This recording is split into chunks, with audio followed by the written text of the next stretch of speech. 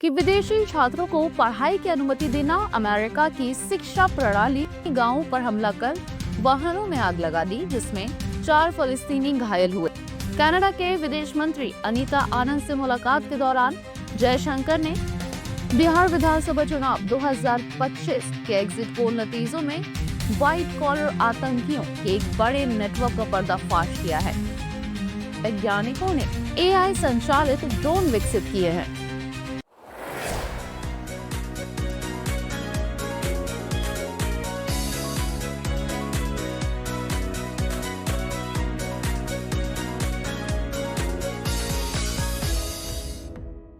अमेरिकी राष्ट्रपति Donald Trump ने कहा कि विदेशी छात्रों को पढ़ाई की अनुमति देना अमेरिका की शिक्षा प्रणाली और अर्थव्यवस्था के लिए जरूरी है। बातचीत में उन्होंने चेतावनी दी कि यदि विदेशी छात्रों की संख्या घटाई गई तो कई यूनिवर्सिटीज बंद हो सकती है। ट्रंप ने बताया कि ये छात्र अमेरिकी अर्थव्यवस्था में ट्रिलियंस डॉलर का योगदान देते हैं और स्थानीय छात्रों से दोगुनी फीस चुकाते हैं।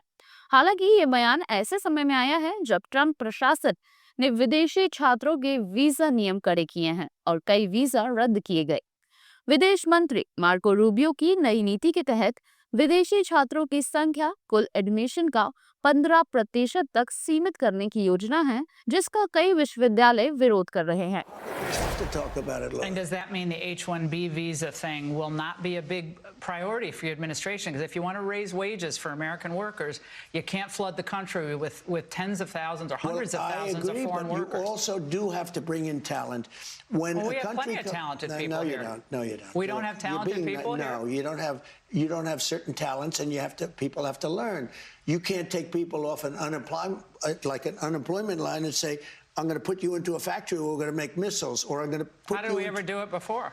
Well, I'll give you an example. In Georgia, they raided because they wanted illegal immigrants out. They had people from South Korea that made batteries all their lives. You know, making batteries are very complicated. It's not an easy thing. It's very dangerous. A lot of explosions, a lot of problems. They had like 500 or 600 people, early stages, to make batteries and to teach people how to do it.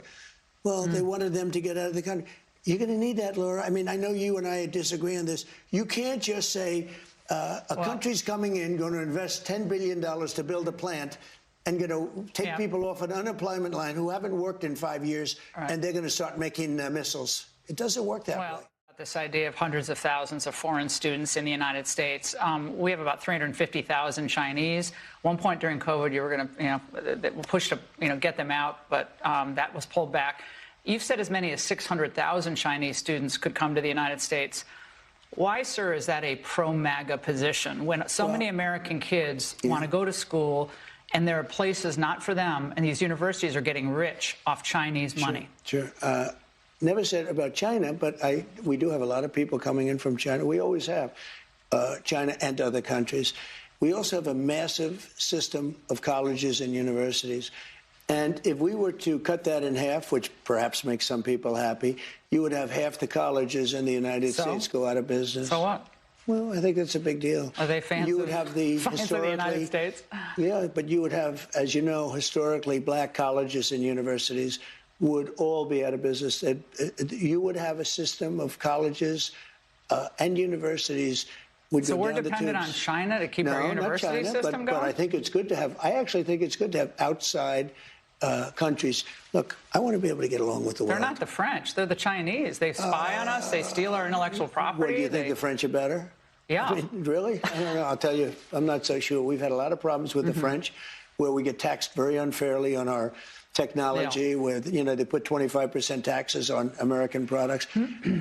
Look, assuming everyone treats us badly, because that's the way I am, but we take in trillions of dollars from students. The students pay more than double when they come in from most foreign countries.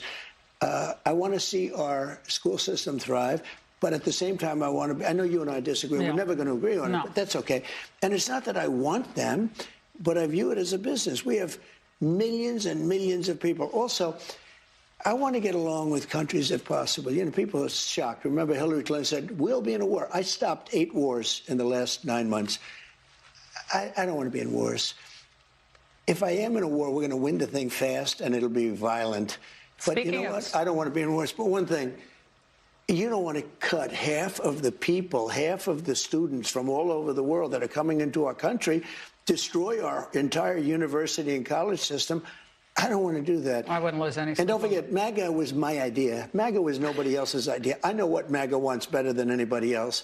And MAGA wants to see our country thrive. कब्जे वाले पश्चिमी तट में Israeli नागरिकों ने 2 फलस्तीनी गांवों पर हमला कर वाहनों में आग लगा दी, जिसमें 4 फलस्तीनी घायल हुए और 4 इजरायली गिरफ्तार किए गए।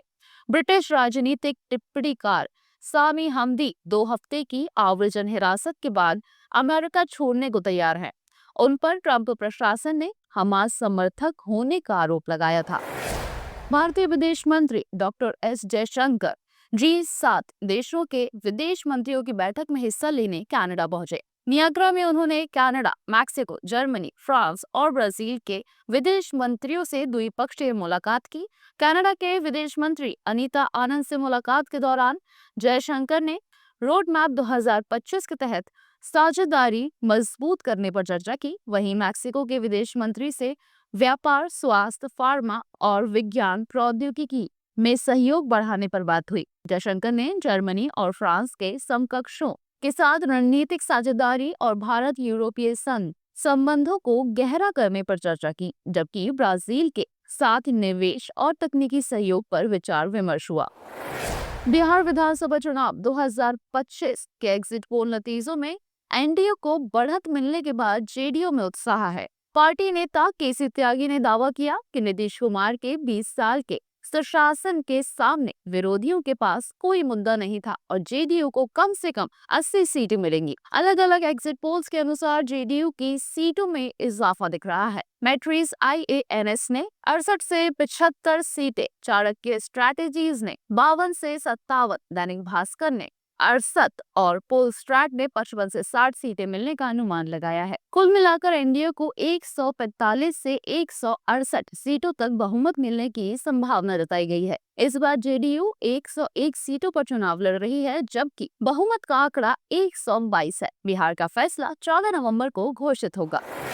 दिल्ली ब्लास्ट की जांच में पुलिस और सुरक्षा एजेंसियों ने व्हाइट कॉलर आतंकियों के एक बड़े नेटवर्क का पर्दाफाश किया है। जांच की शुरुआत श्रीनगर के नौगाम इलाके में 19 अक्टूबर को मिले धमकी भरे पोस्टरों से हुई थी। इन पोस्टरों में सुरक्षा बलों को सहयोग न करने की चेतावनी दी गई थी। इन्हीं सुरागों के आधार पर पुलिस ने जम्मू कश्मीर, हरियाणा और उत्तर प्रदेश में छापेमारी की, जिसमें करीब 2900 किलो विस्फोटक सामग्री, राइफलें और पिस्तौल बरामद हुई। पुलिस ने मौलवी इरफान अहमद, डॉक्टर आदिल और प्रोफेसर डॉक्टर मुजम्मिल जैसे व्हाइट कॉलर आतंकियों को गिरफ्तार किया, जो लंबे समय से एनक्रिप्टेड चैनलों के जरिए धन और संसाधन जुटा रहे थे। ये नेटवर्क डॉक्टरों, प्रोफेसरों और धार्मिक व्यक्तियों के जरिए देश में आतंकी गतिविधियों को बढ़ावा दे रहा था। पूर्व डीजीपी SP वैद ने कहा कि पाकिस्तान की नाकामी के बाद ये हमला कराया गया। फारूक अब्दुल्ला ने कहा, आतंक का सभ्य समाज में कोई स्थान नहीं है। दिल्ली ब्लास्ट से जुड़े जैश ए मोहम्मद मौजूद मामले में सुरक्षा एजेंसियों को बड़ी सफलता मिली है। कश्मीर के कुलगाम जिले से डॉक्टर तजामुल को हिरासत में लिया गया, जो श्रीनगर के SMHS अस्पताल में कार्यरत था। इससे पहले पुलवामा से डॉक्टर सज्जाद अहमद मल्ला को पकड़ा गया था, जो मुख्य आरोपी आतंकी डॉक्टर उमर का करीबी बताया जा रहा है। दिल्ली में लाल किले के पास हुए ब्लास्ट के बाद सुरक्षा एजेंसियों ने अभियान तेज कर दिया। अब तक 1500 से अधिक लोगों को हिरासत में लिया गया है और 200 से ज्यादा ठिकानों पर छापेमारी हुई है। जांच में श्रीनगर में मिले पोस्टरों के तार भी इस मॉड्यूल से जुड़ रहे हैं। जलवायु परिवर्तन के कारण बढ़ती जंगल की आग से निपटने के लिए मिनेसोटा विश्वविद्यालय के वैज्ञानिकों ने AI संचालित ड्रोन विकसित किए हैं। ये ड्रोन आग से उठते धुएं और राख के सूक्ष्म कणों का विश्लेषण कर आग की दिशा और फैलाव का अनुमान लगाते हैं। एकत्र किया गया डेटा जमीन पर मौजूद कंप्यूटर तक पहुंचता है, जो आग के प्रसार की संभावना का आकलन करता है। शोधकर्ताओं के अनुसार नई पीढ़ी के ये ड्रोन 150 फीट की ऊंचाई तक उड़ान भरते हुए 25 मिनट तक लगातार डेटा जुटा सकते हैं। कई ड्रोन मिलकर एक नेटवर्क बनाते हैं, जिससे आग की निगरानी और नियंत्रण अधिक प्रभावी होती है। वैज्ञानिकों का मानना है कि ये तकनीक भविष्य में न सिर्फ आपात स्थितियों में बल्कि नियंत्रित आग जैसी प्रक्रियाओं को सुरक्षित बनाने में भी मदद करेगी।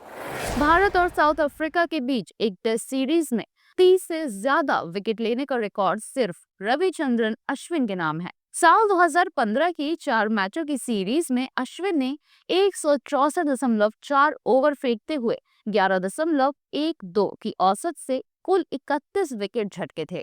इस दौरान उन्होंने 4 बार पारी में 5 या उससे अधिक विकेट लिए। मोहाली टेस्ट में उन्होंने पहली पारी में 5 और दूसरी में 3 विकेट झटके, जबकि नागपुर में 5 और 7 विकेट लेकर शानदार प्रदर्शन किया। दिल्ली टेस्ट में भी उन्होंने 7 विकेट हासिल किए। भारत ने ये सीरीज 3-0 से जीती और Ashwin man of the series बने। ऐसे ही और भी तमाम खबरों को जानने के लिए सब्सक्राइब करें, बेल आइकन को प्रेस करें और विजिट करें हमारी website travel India secret sites with Ramayana club. Expert guides, comfortable rides and unforgettable pilgrimages await. Visit our website.